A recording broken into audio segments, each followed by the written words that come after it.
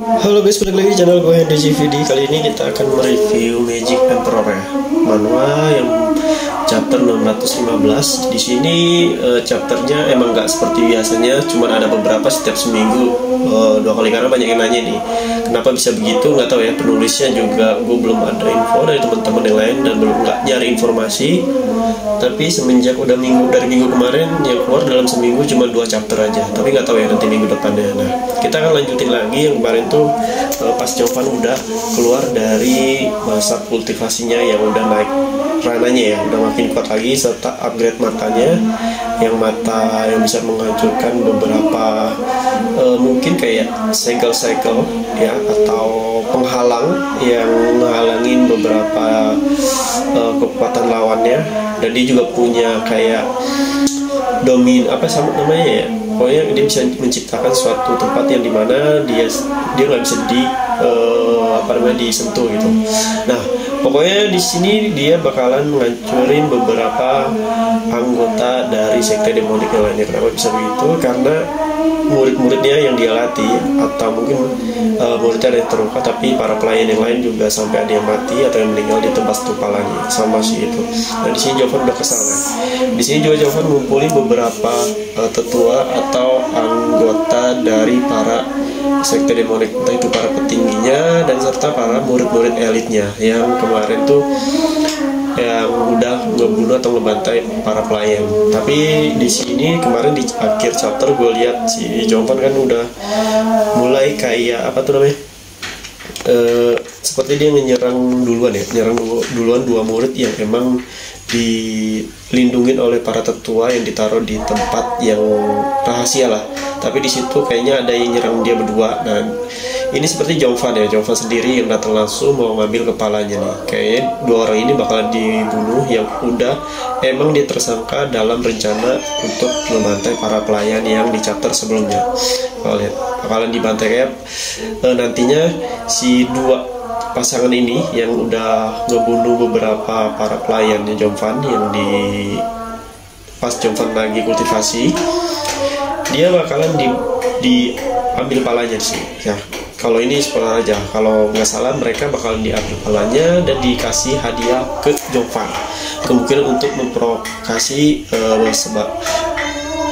semua para tetua yang ada di rapat atau di pertemuan nanti nih ya. Nah, banyak juga yang bilang katanya nanti si Jovan bakalan ngebuat 2 orang sejoli ini kayak dijadiin masakan gitu, yang nantinya dihidangin buat para tetua ya, atau para guru-gurunya lah, atau para orang-orang yang emang berpihak sama si para tetua ini, gimana dijadiin kanibal gitu ya. Itu kata teman-teman yang ada di grup serta di website-website yang kita baca ya.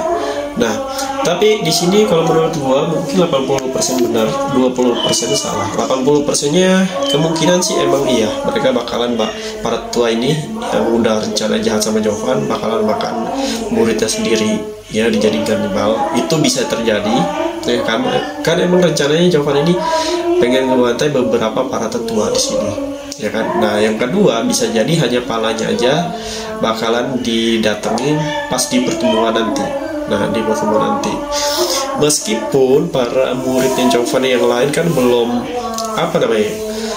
pada paham rencana dari Jovan kan. Sebelumnya si murid-muridnya ini kayak kesel karena si Jovan ini mau ngadain untuk permintaan maaf, tapi sebenarnya di balik itu Jovan juga udah ada rencana buat ngebantai para tetua. Tapi gue nggak tahu beberapa yang bakal dibantai karena musuhnya Jovan, para tetuanya udah beralih ya, kebanyakan beralih ke Jovan. Mungkin hanya beberapa doang kali ya, mungkin 1, 2 atau 3 ya, bisa jadi.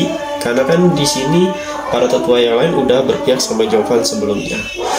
Makanya ketua sekte pun nggak akan ikut campur kali ya. Ketua sekte nggak akan ikut campur, dan karena di sini ada pendukungnya yang lebih kuat, yaitu High Venerable. Ibaratnya dia tuh yang paling kuat di sekte tersebut, meskipun dia bukan ketua sektenya.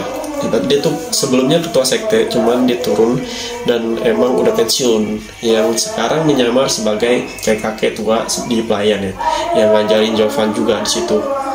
Nah, kalau sekarang kalau kalian nanya tingkatan kekuatan Raden Jovan dengan ketua sekte nanti, menurut gua di sini mungkin hampir menyamai ya. Kekuatan ketua sekte sama Jovan ini kayaknya bisa jadi Jovan lebih kuat sedikit atau emang bisa seimbang kalau gue lihat, karena dari segi perkataan Jovan yang kemarin tuh kayaknya dia udah percaya diri kalau kekuatannya itu bisa ngalahin orang-orang yang berada di sekte demonik. Ibaratnya enggak kayak dulu ya, kalau dulu kan dia sengaja kayak tunduk gitu, merendahin diri, yang emang para tetuanya itu kekuatannya di atas dia semua, dan dia pun hanya sendiri gitu, nggak ada kayak sekarang. Kalau sekarang udah banyak yang beralih sama dia, udah banyak yang ngikutin dia, murid-muridnya dari murid elit pun ikut gabung ke dia. Nah kalau dulu, kalau dia asal bantai aja ya sama yang bunuh diri kan. Nah makanya yang tadi gue bilang di chapter berikutnya nanti bakalan makin seru ya, meskipun ya ada bacot-bacotan dikit lah untuk para tetua. Nah nanti juga berarti di sini tuh kalau gue lihat 2 orang yang dibantai sama Jovan ini tuh kayaknya tuh ada salah satu yang emang bukan murid aja ya, tapi cucu, mungkin anak dari para tetua ya. Kayaknya anak sih ini nih, anak atau para cucunya si tetua. Wah pastinya bakalan seru, bakalan lebih kesel lagi karena ini bukan orang lain, ini darah dagingnya, dimana nanti Jovan ngebantainya langsung dibantai, langsung dibikin tewas, entah itu dibikin masakan ya kan, entah itu palanya bakalan dibuntungin gitu, habis itu ditaruh di tengah-tengah pertemuan. Nah bakalan seru lagi nih. Nah ini juga udah selesai ya, ini yang gue gambar itu, yang gue warna ini ilustrasinya, 2 orang ini nih, 2 orang ini yang bakalan nanti menjadi perdebatan ya di tengah pertemuan, yang dimana Jovan enggak ragu-ragu buat ngebantai 2 orang yang emang ini sebenarnya adalah anak atau cucu dari para tetua ya, salah satu tetua. Pasti bakal kesel. Oke, jadi kalau kalian yang mau belajar desain ilustrasi, desain website, desain aplikasi atau UX UI, desain grafis, bisa cek di playlist YouTube gua, atau bisa di MG gua, atau bisa di kolom komentar video gua. Di situ juga ada cara-caranya ya, cara belajarnya serta cara menghasilkan duitnya. Jadi kalau ketika kalian udah paham, udah punya skill ya belajar, kalian tinggal gue ajarin cara agar bisa menghasilkan uang, entah itu kalian bisa kerja di perusahaan orang lain atau bisa sebagai freelance ya. Seperti biasanya gue juga nge-share tutorial gimana caranya menghasilkan uang dari desain ilustrasi, gimana cara menghasilkan dari UX UI, desain grafis, dan lain-lain. Oke. Kalau kalian ada requestan atau ada pertanyaan seputar desain, kalian bisa DM gue atau di kolom komentar video ini. Terima kasih yang udah nontonin video gue, dan sampai jumpa lagi di next video.